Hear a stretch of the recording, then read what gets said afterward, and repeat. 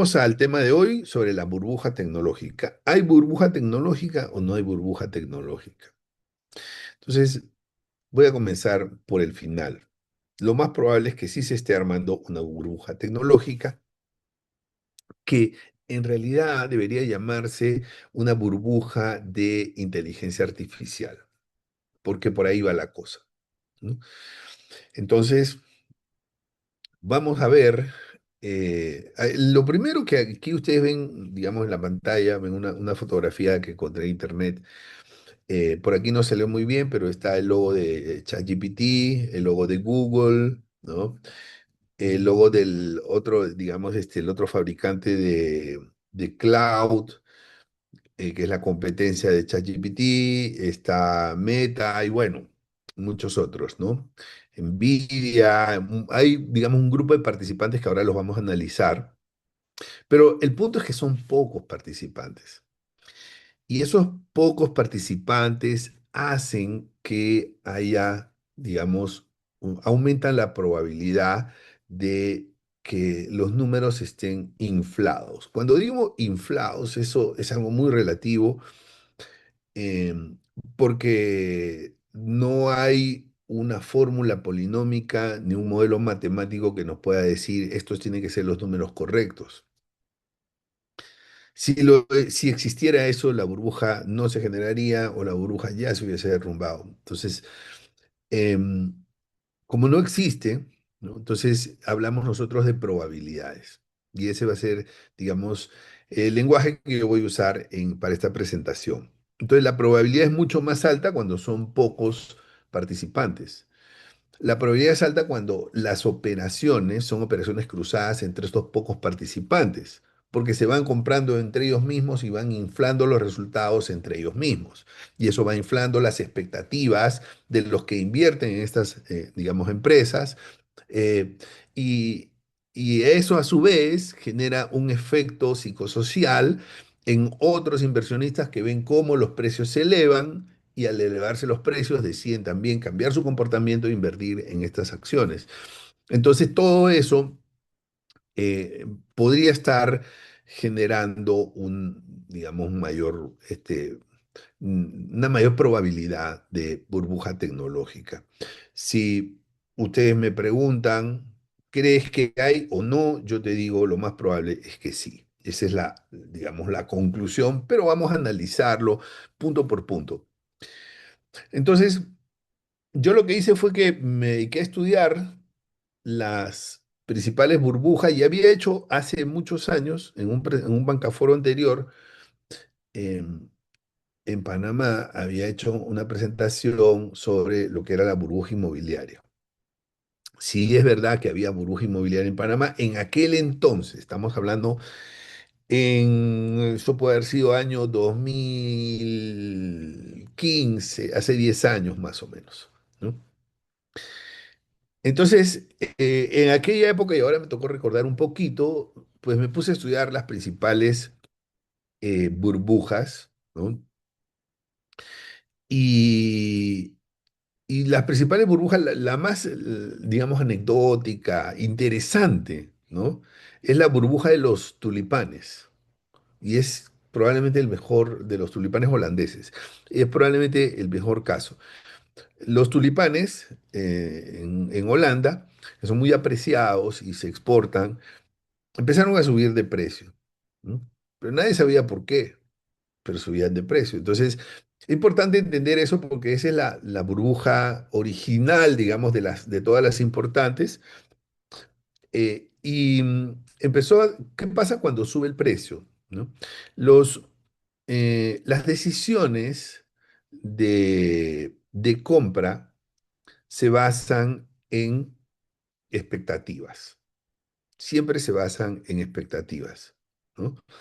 Puede tener fundamentos o no, pero siempre se van a basar en expectativas, ¿no? Entonces, por ejemplo, si yo voy a comprar un teléfono, un iPhone o un Drive, un Android, lo que sea, yo tengo una expectativa.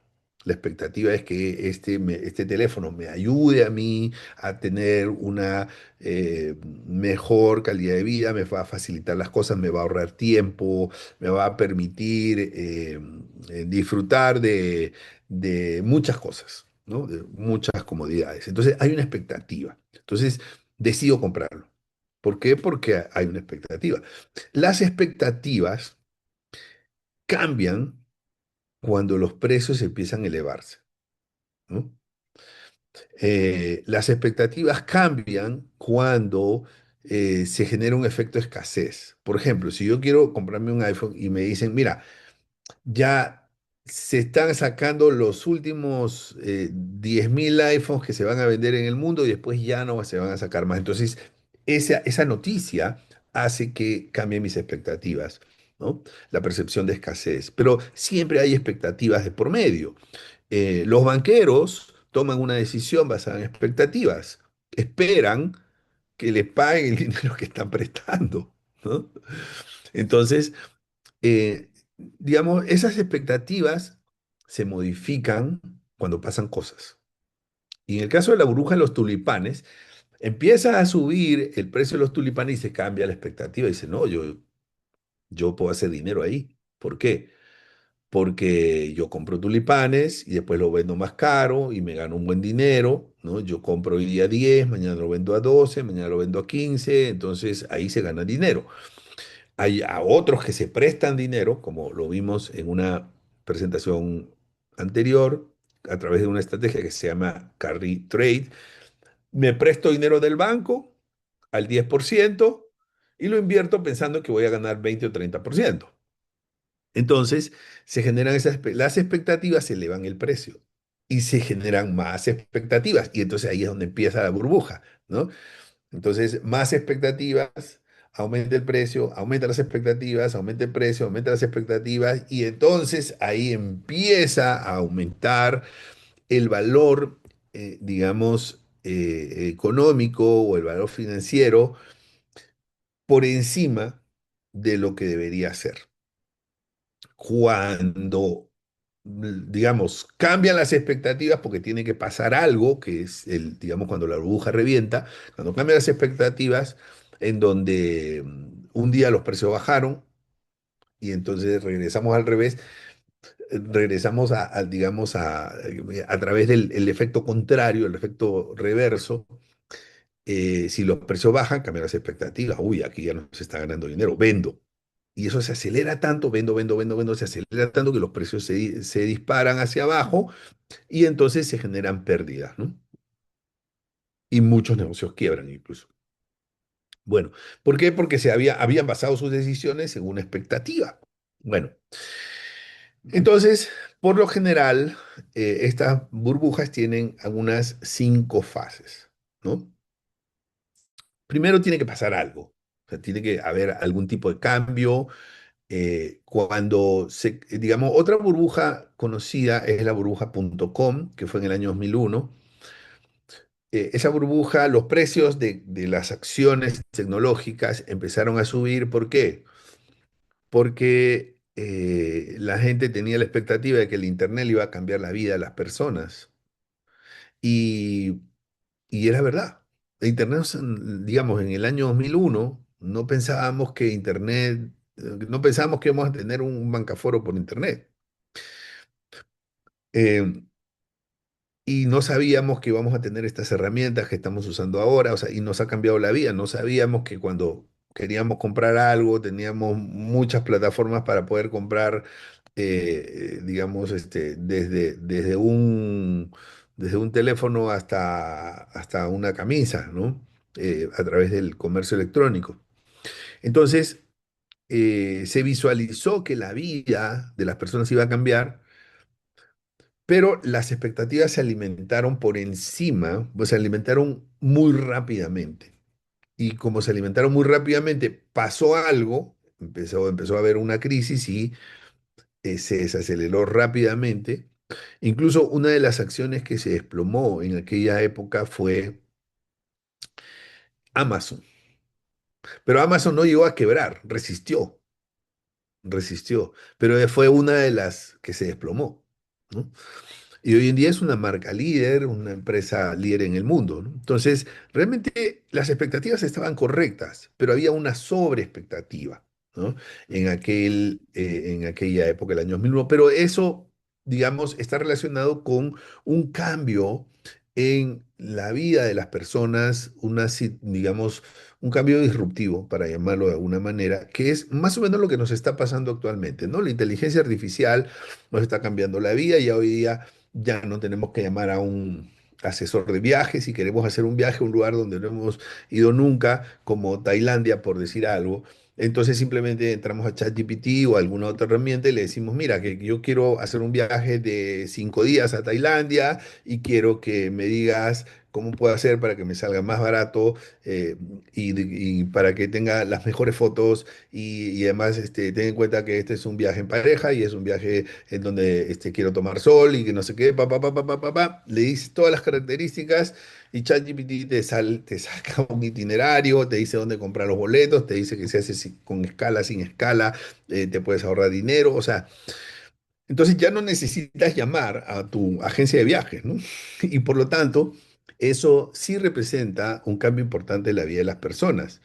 Pero de lo aprendido en el año 2001, en la burbuja.com, es que si bien es cierto, las expectativas están correctas, no deben sobreacelerarse, porque si se sobreaceleran, aumenta las probabilidades que después haya una corrección repentina. Y eso tumbe a empresas que están haciendo las cosas bien, pero por ese cambio abrupto de expectativas, terminan siendo perjudicadas. Como les dije, a manera de ejemplo, Amazon es una de las empresas cuyo precio se desplomó en el año 2001, pero pudo salvarse.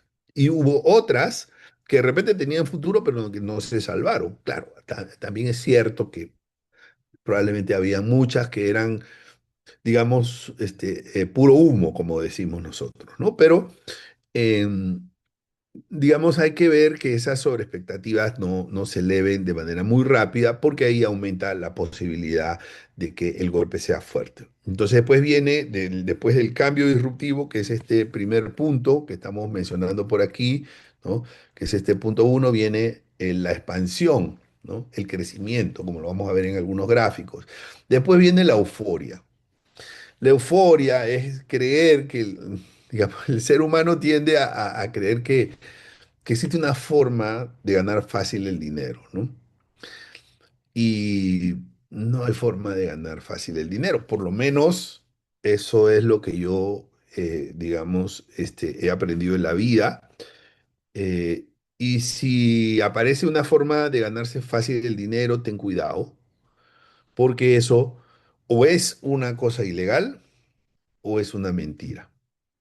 Entonces, pero mucha gente dice, bueno, mira, yo quiero ganarme la vida invirtiendo en bitcoins, ¿no? Bueno, entonces, ¿y qué hago? Lo único que hago es invertir en bitcoins, ¿no? Entonces, yo no digo que invertir en bitcoins esté mal. Yo creo que si alguien tiene digamos, un patrimonio excedente, puede destinar una parte, un pequeño porcentaje de ese patrimonio excedente a una acción, a invertir en un activo especulativo. Eso, digamos, es hasta cierto punto normal, pero, digamos, no puede ser que haya personas que tienen el pensamiento que, mira, voy a renunciar a mi trabajo y con esa liquidación invierto todo en un Bitcoin y espero, en 5 años voy a ser millonario, ¿no? Eh, entonces la euforia se alimenta precisamente de esas personas que creen que, bueno, aquí vamos a ganar dinero fácil, esto viene bueno, ¿no? Y ese es el comportamiento psicosocial que acompaña a una burbuja. Esa es la parte más peligrosa. Luego después viene la toma de ganancias, porque así como hay ingenuos, hay gente que se aprovecha de los ingenuos y toma ganancias, toma posiciones, ¿no? Entonces, bueno, ya creció bastante, vendo. ¿No?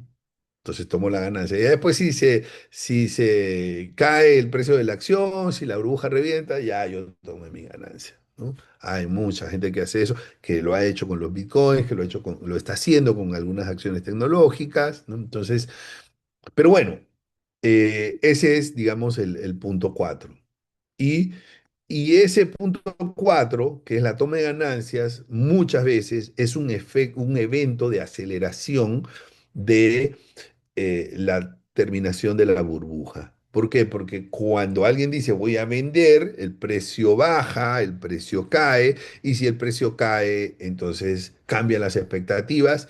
Y como les digo, esto, si es muy abrupto, se acelera mucho y en poco tiempo puede significar una importante quiebra. Ese es el estallido de la burbuja. Bueno,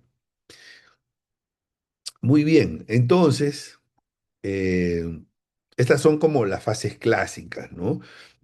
Que han sido estudiados por varias escuelas económicas, porque los economistas siempre estamos pensando, ¿habrá una burbuja o no habrá una burbuja? Y la mitad te va a decir que sí, y te va a presentar sus argumentos, y la otra mitad te va a decir que no, y te va a presentar sus argumentos, ¿no? Y la mitad que te dice que sí, y la mitad que te dice que no, todos tienen razón. Pero es que es en serio, todos tienen razón porque se basan en unos fundamentos, ¿no? Te dicen por esto, por esto, por esto. Sí, por esto, por esto, por esto. Y los otros te dicen no, por esto, por esto, por esto. Por eso la profesión de economista es una profesión maravillosa, porque siempre vas a poder discrepar con alguien, pero sin saber si tienes o no la razón, pero independientemente de eso vas a poder tener fundamentos. Bien, es una fantástica carrera. Bueno, entonces, ¿cuáles son los factores técnicos que alimentan las burbujas? Bueno, básicamente lo que ha pasado en la historia de las burbujas, en el caso de la burbuja de los tulipanes holandeses, en el caso de la burbuja.com del año 2001, en el caso de la burbuja inmobiliaria en el año 2007-2008, ¿no? Entonces, 2008 fue el año en que se rompió la burbuja inmobiliaria, la famosa crisis subprime que todos conocemos, muchos recordamos, ¿no? Bueno, entonces, eh, digamos que estos son los 7 elementos, ¿no? Lo primero es una desproporción versus el crecimiento de la economía real. Pero el crecimiento de la economía real eh, sí es importante porque es la economía real quien asimila, ¿no? Entonces, te voy a poner un ejemplo. En la crisis del año 2001, hubo una empresa de tecnología que, digamos, vendría a ser como el equivalente a lo que después fue Globo o Rappi, como se llame en los países, ¿no? En otros se llama Pedidos Ya, o sea, digamos que una empresa que compra en los supermercados y se los lleva al cliente, o compra en los restaurantes la comida, se los lleva al cliente, ¿no? O en los centros comerciales se los lleva al cliente y el cliente se ahorra porque ya no tiene que salir a la calle y luchar contra el malvado y terrorífico tráfico de la calle. Entonces, y de algunos conductores que no respetan. Entonces, la gente se queda en su casa. Entonces, esos modelos han sido muy, muy, muy eficientes, han funcionado bien, exitosos. Y ya había una empresa, ¿no? Que no había desarrollado el sistema, o sea, no lo tenía en ejecución, sino lo tenía solamente en fase de estrategia, y el mercado se lo compró. Y en la crisis.com quebró esta empresa, ¿no? Porque el precio se desplomó y obviamente se descapitalizó la empresa y ya nadie quería invertir y si no hay capital, pues no hay negocio, ¿no? Entonces, ¿cuál es el mensaje con ese caso? ¿No? Que a veces las empresas se adelantan mucho a la época y claro, no solamente, digamos, este negocio se aceleró en la pandemia. Este modelo de negocio se aceleró en la pandemia, el modelo de globo, de reparto de comidas, eso. pero antes de la pandemia hubiese sido muy difícil. ¿Y qué? La pandemia fue en el año 2020 y nos remontamos al año 2001, o sea, era demasiado revolucionario. O sea, yo creo que si Uber hubiese salido en el año 2001, ¿no? Con un modelo de negocio, digamos, razonablemente bien hecho, no hubiese sobrevivido tampoco. ¿No? Entonces, ¿qué pasa? Que es importante ver la proporción, porque la economía real tiene que absorber a el cambio tecnológico o al cambio disruptivo que se está dando. Y eso no está pasando. Es decir, que la inteligencia artificial nos va a cambiar la vida. Sí, nos va a cambiar la vida. Pero digamos, la forma de hacer las cosas de las personas y de las empresas no va al mismo ritmo que la revolución tecnológica, ¿no? Entonces, en una empresa yo no puedo decir, bueno, tengo 1.000 trabajadores, se van 900 porque ahora eso lo va a hacer la inteligencia artificial. Yo no puedo hacer eso, ¿no? Eh, entonces, por eso es importante hacer la comparación del crecimiento de la economía real y el crecimiento de lo que de la variable que estamos analizando y que podría estar en burbuja. Y ese es uno de los puntos que yo observo aquí, aunque sí hay una desproporción, por eso le puse gancho verde, ¿no? Check, como dicen en Colombia, un chuleo. Entonces, check, yo creo que ese es un elemento típico de la burbuja y que en este caso sí, digamos, está apareciendo. Las tasas de interés bajas es un acompañante tradicional, pero las tasas de interés bajas, los 2 últimos años, o los 5 últimos años, o los 3 últimos años no han estado bajas, están en proceso de reducirse, ¿no? Pero no podemos decir hoy en día que, digamos, una baja tasa de interés de una amplia expansión monetaria ha alimentado las expectativas. No, no. No, no lo veo. No veo que, o sea, estamos entrando a un ciclo de tasas bajas, pero si nosotros vemos hacia atrás, eh, los 3, 4 años anteriores no han sido tasas bajas. ¿Por qué? Porque recordemos que después de la pandemia se dio un proceso de, digamos, de rebote inflacionario por la expansión monetaria, año 2022, 2023, y a raíz de eso, a partir de 2023, 2024, las tasas se elevaron. Entonces, no creemos que hemos pasado por un ciclo de tasa baja. Sin embargo, sí puede ser peligroso para lo que viene, ¿no? Porque las tasas bajas hacen de que el dinero esté sobrando en la calle.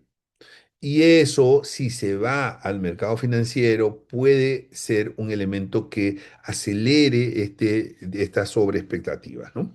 Bien, un apalancamiento elevado, sí, normalmente cuando vemos las cifras, los países están más endeudados, las empresas están más endeudadas en general, después de la pandemia, las personas están más endeudadas en general, ¿no?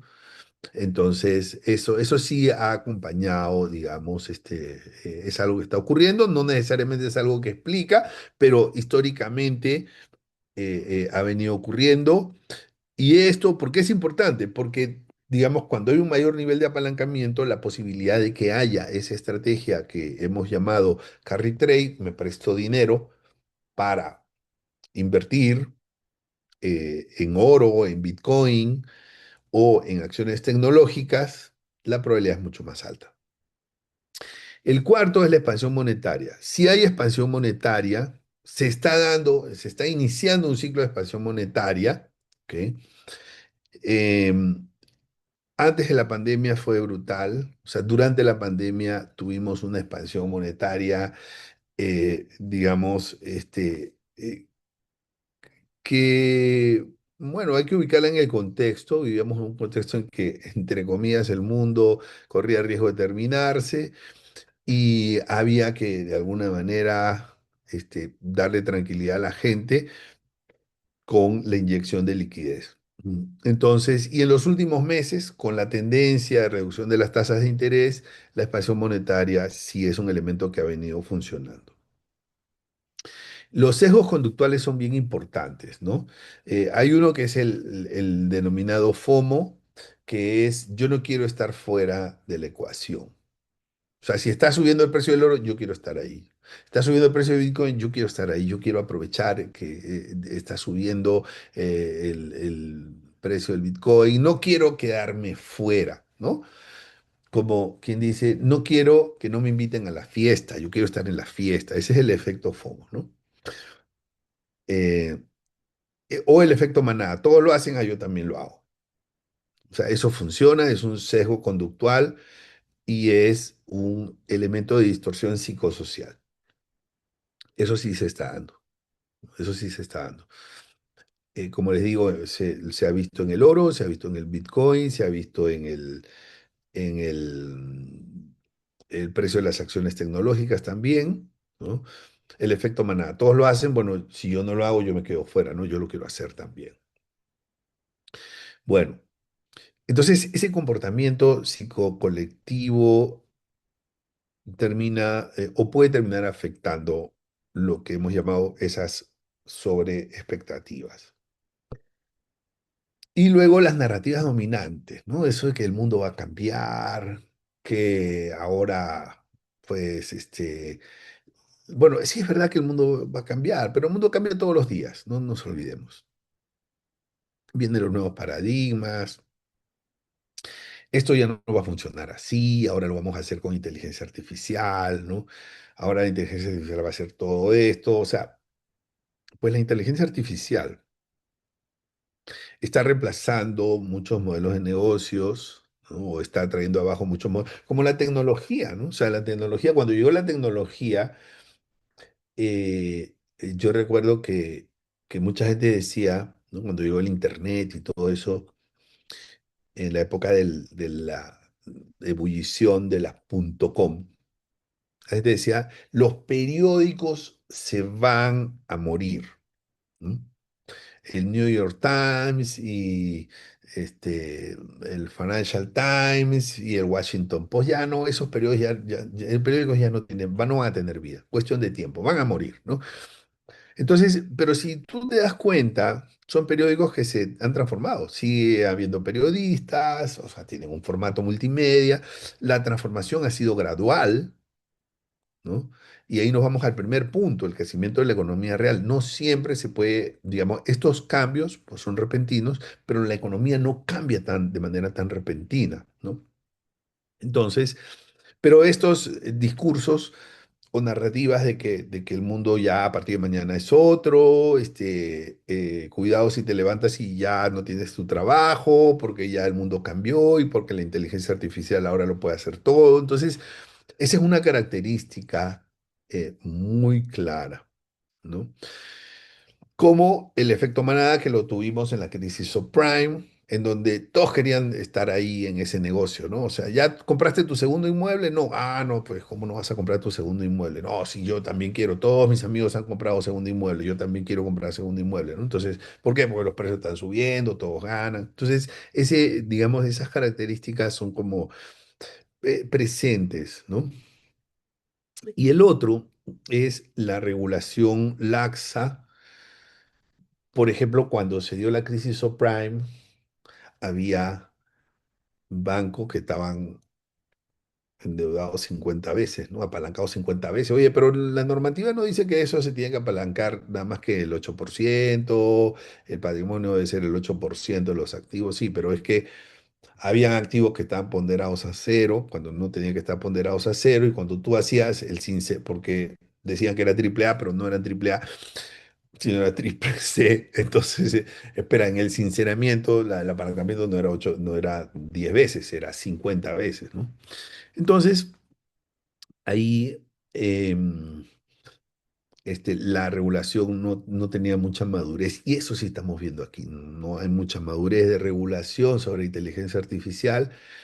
En Europa sí se está, Europa es creo que el único que está entrando con la regulación de la inteligencia artificial, pero en el resto de lados no, o sea, ni siquiera el Uber está regulado en muchos países, ¿no?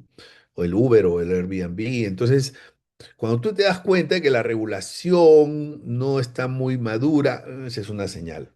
Que no significa que hay una burbuja, pero que sí significa que hay mayor probabilidad de burbuja, ¿no?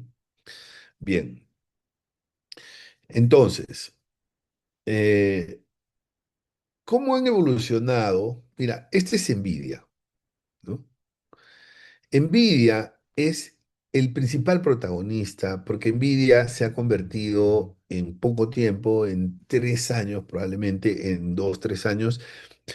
Aquí ustedes pueden ver, ¿no? Desde, digamos, Nvidia, mira, en los 3 años, pues desde el 2023 al 2026, se ha convertido, eh, se ha crecido tanto, ¿no? En 3 años ha crecido de precio de la acción de 20 a 187, o sea, como en 3 años como 10 veces. 10 veces es como 1000%. Pero Nvidia, además, se ha convertido en la empresa de mayor valor en el mundo. Bueno, le ganó a Apple, después Apple tomó el liderazgo y andan ahí. O sea, a veces Apple sale un poco más elevado, a veces Nvidia, pero en cierto momento Nvidia alcanzó, o sea, antes de que tuviera este pequeño crash, que fue el año pasado, Nvidia llegó a superar a Apple, ¿no? Y bueno, no importa, el número uno o número dos en capitalización bursátil, en valor de negocio en el mundo, en 3 años. ¿Cómo así? ¿Qué cosa hace Nvidia? Eso lo vamos a analizar. Pero mira, ha crecido 150 veces en 10 años. O sea, 150 veces es 15.000%. Sí, 15.000% en 10 años. ¿Ok? Pero en los 3 últimos años ha crecido del 2023 como 10 veces, 1000% en 3 años, ¿no?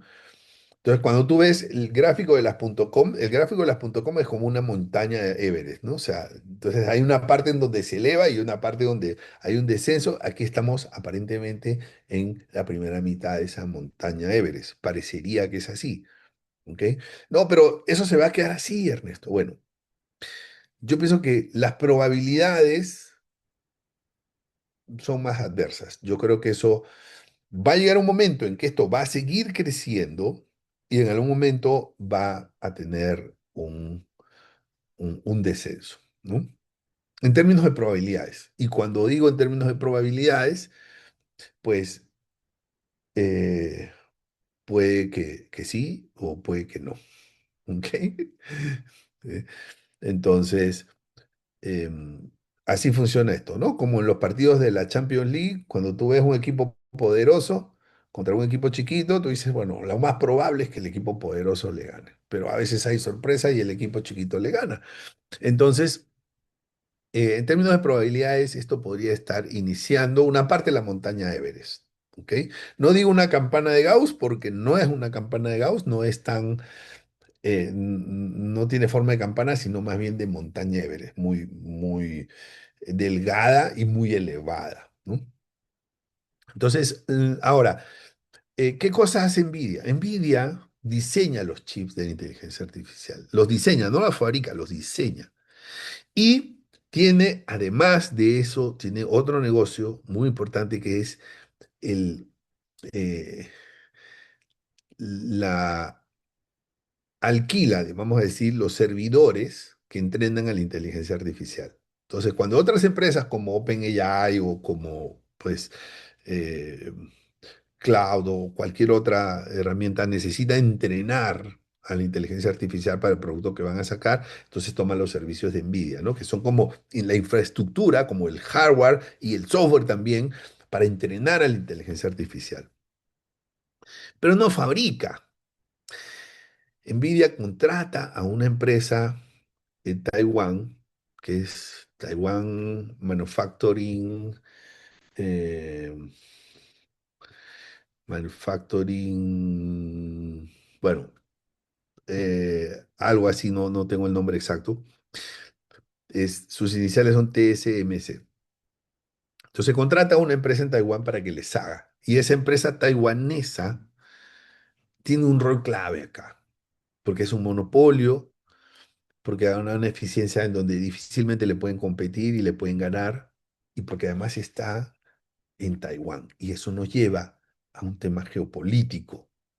Bueno, después hablaremos de eso.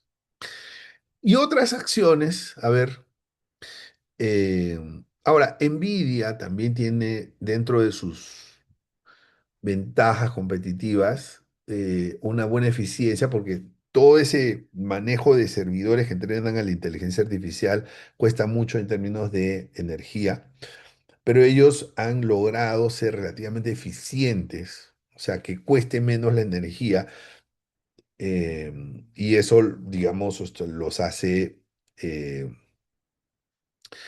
les da una ventaja competitiva, ¿no? Bueno, Apple en 10 años creció no 150 veces, sino 11 veces, ¿no? Si se dan cuenta, Apple tiene una pendiente mucho menos pronunciada, ¿no? Porque Apple es una empresa que todos los productos de todas las empresas de tecnología tienen que ver con inteligencia artificial, pero Apple, fíjate, no invirtió directamente en inteligencia artificial, o sea, trató de hacerlo, todos recordamos a Siri como su principal producto de inteligencia artificial, pero ahora ya hizo una alianza con Google, ¿no? Porque se dio cuenta que era mucho más conveniente digamos, dejar de competir, ¿no? Y más bien apalancarse en lo que estaban haciendo otros. Alphabet, que esto es Google, ¿no? La acción, ese es el, digamos, el conglomerado que se llama Alphabet, esto es Google, ¿no? 7,5 en 10 años. Pero si se dan cuenta, en los últimos meses hay un cambio de pendiente importante, ¿no? ¿Por qué? Porque Google tiene unas grandes ventajas respecto de otras empresas para aprovechar la inteligencia artificial. Tiene la base de datos de clientes, tiene todas las plataformas, ¿no? O sea, YouTube, Google Maps, Google Translator, Google Drive, o sea, tiene todas las plataformas, ¿no? de servicios, el buscador Google, ¿no?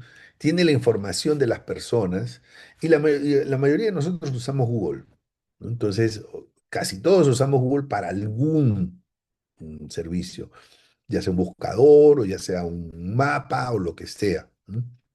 Recordemos que Google compró a Waze, o sea, entonces Google sabe todo de nosotros, porque al ser usuarios de un smartphone, automáticamente Google termina conociendo esa información, ¿no? El otro día yo hablaba con alguien y le decía que quería estudiar francés, ¿no? Que yo me siento muy mal cuando voy a Francia porque yo siento que en Francia a los franceses de París no les gusta hablar en inglés, no les gusta que le hables en español y no les gusta que le hables en mal francés. Entonces yo sufro. Y yo decía, le decía a otra persona, yo creo que tengo que aprender francés. Bueno, le termino de decir eso, señores, al día siguiente tenía pura publicidad para aprender francés, ¿no? Es verdad. Entonces, Google tiene eso, ¿no? Legal o ilegalmente, tiene la posibilidad de, y probablemente legalmente, ¿no? Porque cuántas veces me ha dicho, ¿aceptas nuestros términos y condiciones? Y yo he dicho, sí, sí, sí. Imagínate que le dice, no, no acepto. Ah, no, ya no, te quedaste sin cuenta de correo, ¿no? Entonces, eh, entonces, Google tiene la posibilidad de sacarle provecho a la inteligencia artificial, ¿no? Entonces, todos quieren estar bien con Google, ¿no? Google es un potenciador de la inteligencia artificial, es un buen aliado para todos los demás jugadores de la inteligencia artificial. Y además Google está invirtiendo en su propia inteligencia artificial. Y es más, Google es, para mí, el precursor de la inteligencia artificial. O sea, ¿por qué? Porque Google usó una herramienta que se llaman redes neuronales para mejorar su buscador. Y eso es como los inicios, ¿no? O sea, con la lógica de, mira, los archivos que más la gente revisa, y donde se queda la gente más tiempo, esos son mejores, ¿no? Entonces se metió el pensamiento de las personas, lo simuló y cuando tú buscabas algo por, digamos, obra de arte, Google te lo presentaba, qué maravilloso, ¿no? Entonces, esa es una ventaja que tiene Google. Y Google tiene una herramienta muy buena que es Gemini, eh, que pues a la larga podría llegar a tomar el liderazgo de las herramientas de gestión de inteligencia artificial, incluso por encima de ChatGPT, ¿no? Porque el primero no siempre es el que tiene la preponderancia, ¿no? Recordemos que el primer teléfono fue Nokia. Entonces, no siempre el primero es el que se queda como poderoso.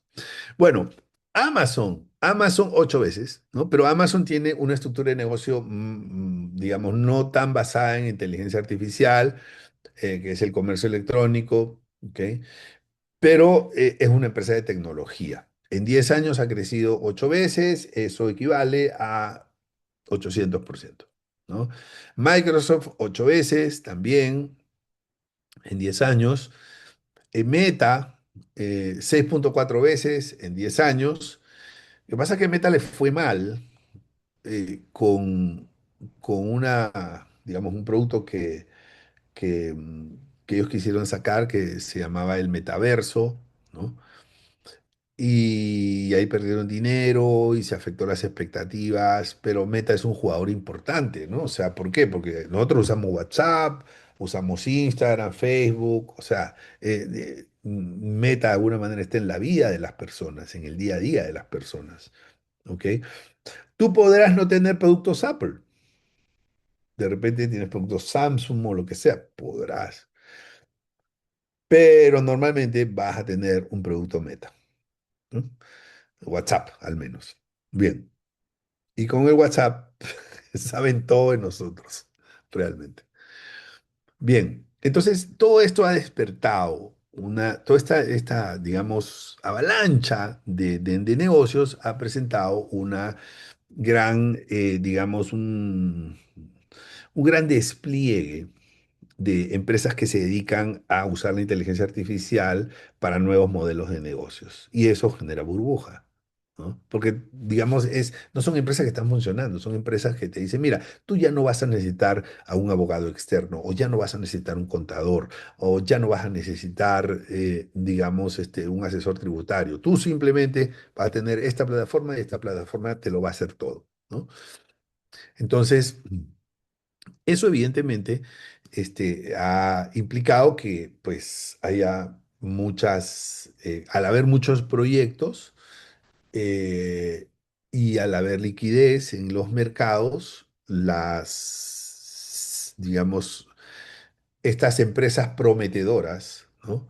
Terminan recibiendo aportes, financiamiento, y con ese financiamiento se ponen a trabajar y puede que los productos resulten o no resulten, ¿no? Pero hay muchos, digamos, hay una avalancha de nuevos negocios que te ofrecen o plataformas que te ofrecen cambiar el modelo de negocio, ¿no? Bien, entonces, en todo, ¿no? En experiencia de cliente, en ventas, en lo que sea, ¿no? eh, Herramientas de todo tipo que van a facilitar la vida de la persona. Y tú ves lo que están recaudando, ¿no? O sea, por ejemplo, esta número uno, esta de aquí, o sea, ha recaudado ¿cuánto? Ha recaudado 415 millones, el otro 358 millones, el otro 106 millones. O sea, estamos hablando de que uno, por tener una idea, y tener un plan estratégico, o sea, puede recaudar 100, 200, 300, 400 millones. Entonces, obviamente eso alimenta expectativas. Bien, y finalmente les voy a mostrar eh, esto, ¿no? Aquí está. Estos son los jugadores importantes, ¿no? Tenemos NVIDIA. Ya les he hablado en qué consiste NVIDIA, ¿no? Diseña chips, diseña servidores que entrenan la IA, pero necesita un cliente, ¿no? Ese cliente que usa estos servidores que entrenan IA para sus plataformas, como por ejemplo OpenAI. ¿No? Pero OpenAI no ha salido aquí en el gráfico, pero OpenAI tiene como inversionista o accionista a Microsoft. ¿Ok? Entonces, y entonces Microsoft es otro jugador importante que tiene intereses aquí, ¿no? Entonces OpenAI está en el negocio de las herramientas, es el fabricante el desarrollador de ChatGPT, y entonces ese es el principal cliente de Nvidia. Pero OpenAI necesita financiamiento. ¿Quién crees que le financia? Nvidia. Entonces hay como un dinero que va y viene. Va de OpenAI a alquilarle los servidores porque necesita entrenar sus plataformas de inteligencia artificial, pero necesita capital. ¿Y quién tiene ese capital? Nvidia, ¿no? Ahora, Nvidia necesita ¿qué cosa? Necesita que le fabriquen los chips que ellos diseñan, ¿no? Y esa empresa es TSMC, eh, que es una empresa taiwanesa y que hoy en día está en un lío geopolítico. ¿Por qué? Porque Taiwán, y lo voy a decir muy directamente, es probablemente, si va a haber una tercera guerra mundial, o sea, un conflicto entre Estados Unidos y Rusia, o entre Estados Unidos y China, la causa va a ser Taiwán. Taiwán es el único caso en donde Estados Unidos ha dicho, si se meten con Taiwán, yo entro. Estados Unidos no quiere entrar en esos grandes problemas, en el fondo no quiere, ¿no? Pero si China, pero si China se mete con Taiwán, Estados Unidos va a entrar. Y otra cosa que yo en mi análisis observo mucho es que lo único que hace que los chinos pierdan su inteligencia emocional es cuando le mencionas Taiwán, ¿no? Es decir, si tú los ves, ellos son políticamente correctos, no tienen exabruptos, no se parecen a Donald Trump, hablan poco, hacen mucho, ¿no? Bien o mal, pero hacen mucho y hablan poco, tienen un estilo muy particular. Pero tú quieres ver cómo pierden la paciencia los chinos, menciona esa palabra, Taiwán. ¿Y dónde está esta empresa de manufactura? Está en Taiwán, es taiwanesa y no puede venderle a China estos chips, ¿no? Entonces, está en un lío geopolítico. Bueno, eh, y otro cliente de Nvidia es Google o Alphabet, ¿no? Que es el nombre del conglomerado. Google es el nombre como más comercial, ¿no? Entonces, Google tiene todo eso que ustedes ven ahí, base de usuarios. O sea, claro, para relacionarlo con el contexto geopolítico en China, tú no puedes usar Google, ¿no? ¿Te das cuenta? Entonces, los chinos son muy inteligentes, muy astutos porque le dicen, ah, bueno, tú quieres quedarte con la base de datos y que conocer a los usuarios, conoce a todo el mundo, pero con nosotros eso no te va a funcionar. Entonces Google no se puede usar en China, ¿no? Google tiene plataformas, tiene datos, gran cantidad de datos, tiene infraestructura y tiene un enfoque en su ADN que es de inteligencia artificial. Ellos creo que fueron de los primeros. O sea, recuerden cuando uno buscaba en Google y uno decía, por ejemplo, ¿no? Inteligencia artificial. Vas a buscar inteligencia artificial y tú nada más pones Intel y Google te lo completaba, ¿no? Inteligencia artificial. Eso es inteligencia artificial, ¿no? Entonces eso es inferir, o sea, el grado de inferencia que ha tenido Google en los usuarios, o el comportamiento de los usuarios siempre ha sido muy alto. Entonces, amigos, digamos, ¿qué pasa acá? Mira, aquí tengo mis apuntes. Por qué yo creo que sí estamos ante una probable burbuja? Primero, no hay muchas reglas claras sobre inteligencia artificial, una reducida regulación. Segundo, las expectativas están muy por encima de lo que el mercado y la realidad puede absorber. O sea, la inteligencia artificial sí va a cambiar vidas, pero no va a ser tan rápido. Sí va a cambiar realidades y economías y empresas y negocios y modelos. Sí, pero no lo hacen tan rápido. Eh, no hay mucha madurez de la inteligencia artificial todavía, ¿no? En su momento lo habrá, por supuesto, pero todavía no. Y algo importante, hay pocos jugadores. Meta, Microsoft, Google, Nvidia, OpenAI, Cloud, o sea, pocos jugadores. Eso, pocos jugadores, ¿qué significa? Operaciones cruzadas. Y eso eleva la posibilidad, porque lo que uno compra es lo que el otro vende, y con lo que el otro vende, invierte para que el que le compra le compre más. Entonces, todas esas operaciones cruzadas aumentan la posibilidad de que haya una burbuja. Y yo pensaría de que sí, es muy probable que haya una burbuja, pero que esté todavía en una fase de formación. O sea, no es que mañana esto se va a desplomar. Está en una fase, yo diría como en la mitad de ese lado creciente del Monte Everest, ¿no? Por ahí, más o menos. Entonces, bueno, eso ha sido todo por hoy. Muchas gracias. Como siempre, toda la semana.